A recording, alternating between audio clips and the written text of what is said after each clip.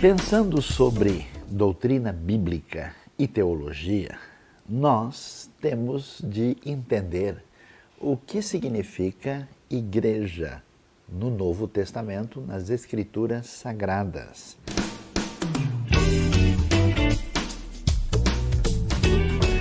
Vamos tentar entender qual é o ensinamento a respeito daquilo que os estudiosos chamam de eclesiologia. A palavra igreja é uma palavra que originalmente tem a ver com a língua grega no Novo Testamento, a palavra eclesia, que tem essa ideia de chamado para fora, que tem essa ideia de alguém que é ligado à comunidade do povo de Deus e convocado para uma missão que vai além dos limites da própria comunidade. Na verdade, a ideia primeira começa com o termo kahal, que é uma palavrinha que aparece lá na Bíblia hebraica, que é usada para se referir à comunidade do povo de Israel. E isso é importante a gente começar a entender isso, porque quando se pensa em igreja, muitas vezes nós pensamos na ideia de uma instituição. Muitas pessoas entendem a igreja especialmente como um espaço sagrado, um lugar onde de alguma forma a divindade está atuando de maneira diferenciada e por isso ela deve ser procurada lá. E é interessante que a ideia de igreja não é uma ideia meramente de ordem sociológica ou mesmo de espaço local. Ela surge a partir de que Jesus vai falar lá em Mateus capítulo 16, verso 18, quando ele diz que ele haveria de fundar a sua igreja, falando sobre Pedro, falando sobre os apóstolos que iam dar continuidade ao que o próprio Jesus tinha feito e que essa igreja seria vitoriosa, ela haveria de ser a vencedora contra o que é chamado de portas do Hades ou portas do inferno. E então, pensando nisso, a gente vai entender que a igreja é a comunidade do povo de Deus. O raciocínio bíblico não se define a partir de uma ideia puramente individualista. Hoje, na nossa sociedade, nossa cultura, a gente está tão acostumado a pensar de maneira tão particular, tão individualizada, que às vezes a gente imagina que a nossa relação com Deus depende quase que exclusivamente, vamos dizer, do nosso momento devocional, da nossa oração, da nossa prática de ajuda, do nosso conhecimento das coisas e não pensa talvez tanto corporativamente. Na Bíblia, o raciocínio que envolve a ideia de igreja está relacionado com esse povo, com essa comunidade. Por isso, a ideia de igreja é muito importante no Novo Testamento.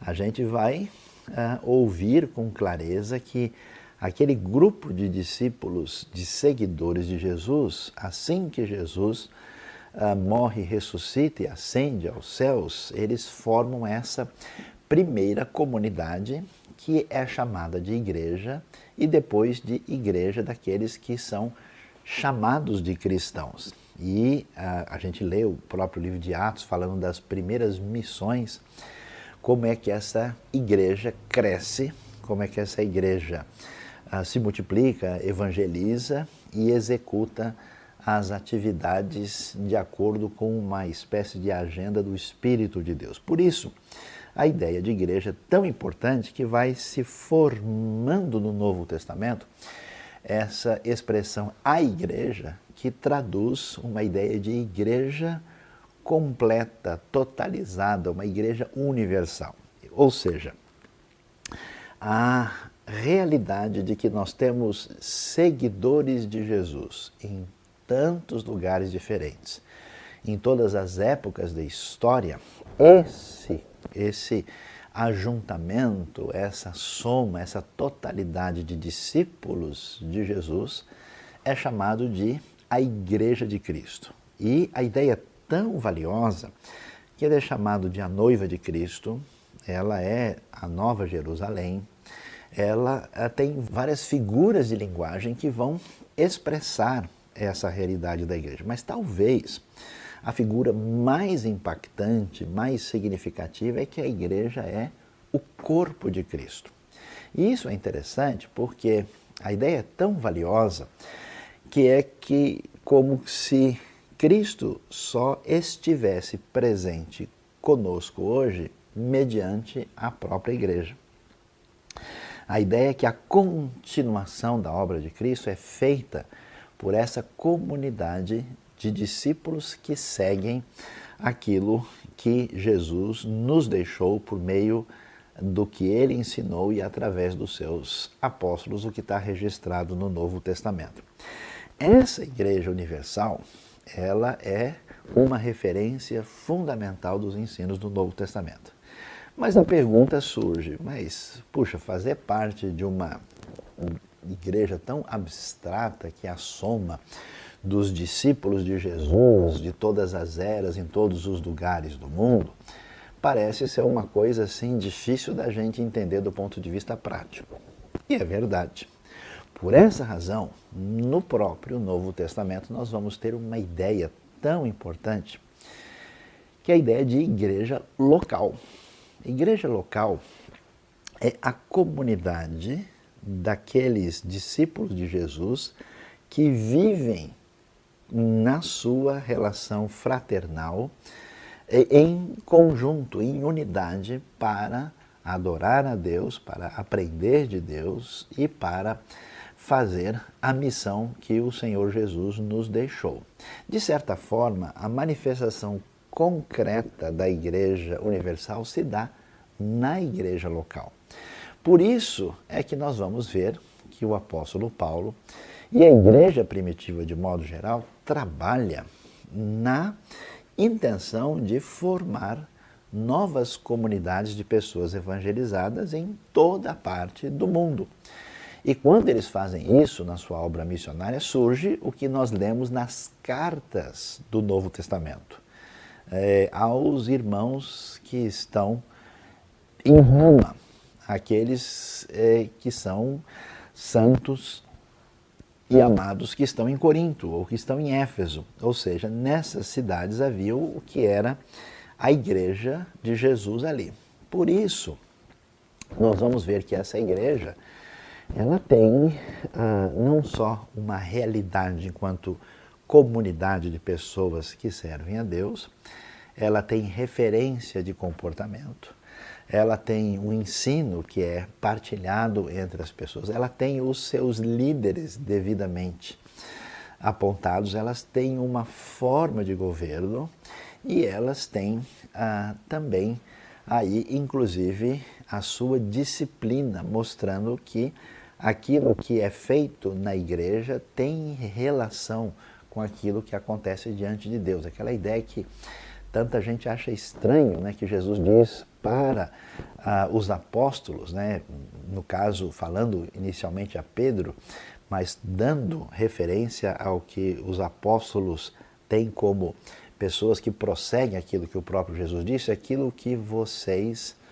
desligarem ou ligarem na terra terá sido ligado ou desligado no céu. Para a gente ver a importância disso da igreja local. Por isso, no Novo Testamento, viver com Cristo, servindo a Deus, sem igreja e sem comunidade, é uma espécie de heresia. É uma coisa absolutamente incompreensível, porque nós somos chamados para a comunidade. É somente na comunidade que a gente pode orar o Pai Nosso. Ninguém pode orar o Pai meu. Se Deus é o meu Pai, Ele é Pai também dos outros, então nós somos irmãos. Não é possível perdoar e interagir com o outro se a gente não vive junto em comunidade. Não é possível crescer sem troca de dons e de experiências. As pessoas na comunidade têm chance de crescer, de aprender, de partilhar, de servir. E mais do que isso, um grupo grande de pessoas que são seguidoras de Jesus têm um potencial de fazer a obra de Deus muito maior do que pessoas isoladamente que fazem aquilo que de uma maneira intuitiva e imediata decidem fazer num certo momento. Por isso, essa importância de amar, de suportar, de aprender, de conviver é tão valiosa no Novo Testamento. Entendendo que nós temos essa doutrina tão valiosa, é importante até ver que Cristo volta para buscar a sua igreja. Não diz que são indivíduos isolados que creram nele, aqueles que fazem parte dessa comunidade. O Espírito de Deus se manifesta poderosamente na primeira carta aos Coríntios quando nós estamos reunidos em nome de Jesus.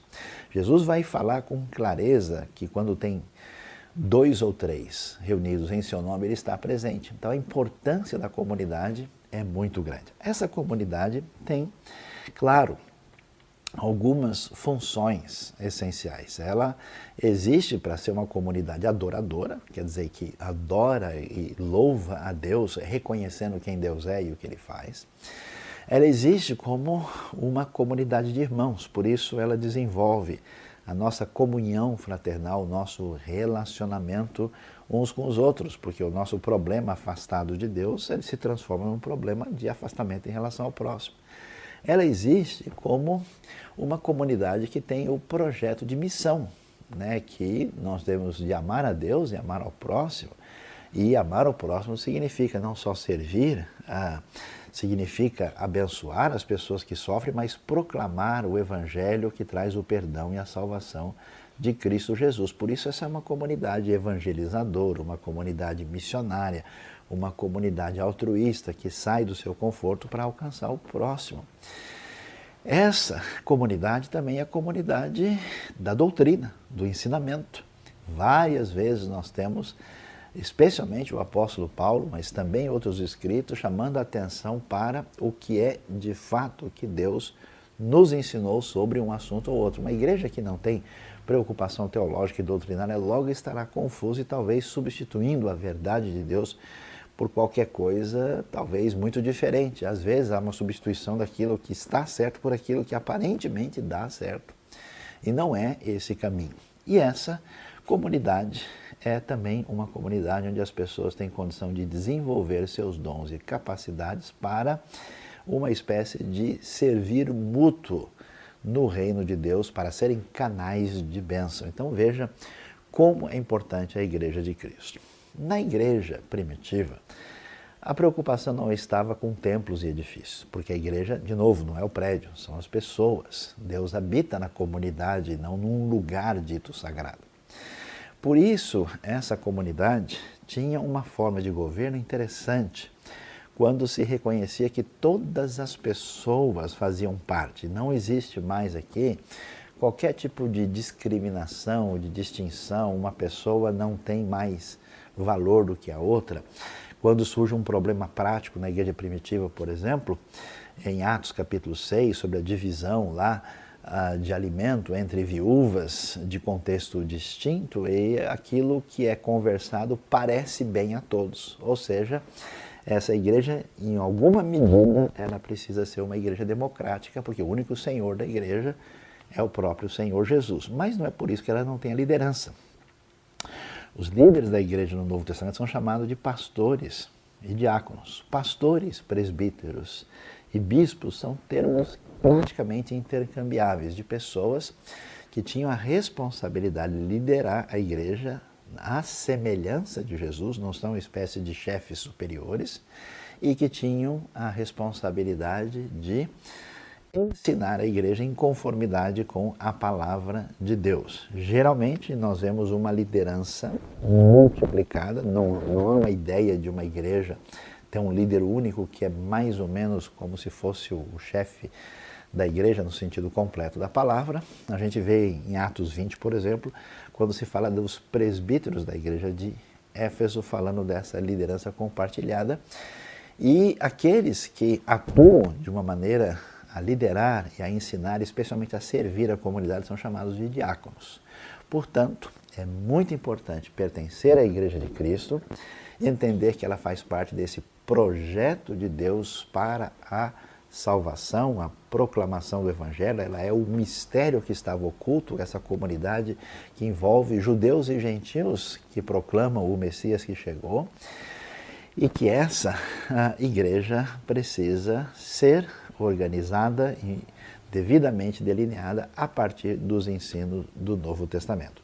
Todo mundo que é discípulo de Jesus precisa ser parte de uma igreja e servir a Deus e a comunidade dentro dessa igreja, conforme os ensinos do Novo Testamento.